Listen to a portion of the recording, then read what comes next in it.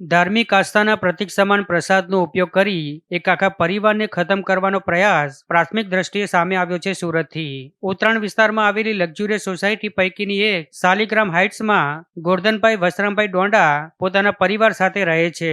જેઓ ગત તારીખ 10મીના રોજ બપોરના સમયે જ્યારે પોતાના ઘરે આવ્યા ત્યારે તેમણે ઘરના મુખ્ય દરવાજાના હેન્ડલ પર એક થેલી લટકતી જોઈ હતી.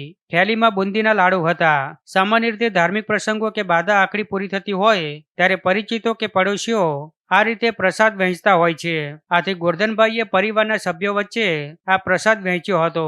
જો કે લાડુ ખાધાના થોડા સમયમાં ગોરધનભાઈ પોતે, તેમના પત્ની અને તેમની પુત્રવધુની તબિયત એકાએક લથડવા માંડી હતી. ચક્કર આવવા, ઉલટી થવી અને બેચેની જેવી અસરો વર્તાતા પરિવારમાં ફાળ પડી હતી અને તાત્કાલિક સારવાર લીધી હતી. ત્યારે શું ઝેરયુક્ત લાડુનો પ્રસાદ લટકાવી પરિવારને મોતના મુખમાં ધકેલવાનો આ પ્રયાસ હતો? તે દિશામાં પોલીસે સીસીટીવીના આધારે 5 જેટલા શંકાસ્પદ વ્યક્તિઓની ઓળખ કરી તેમની પૂછપરછ શરૂ કરી છે.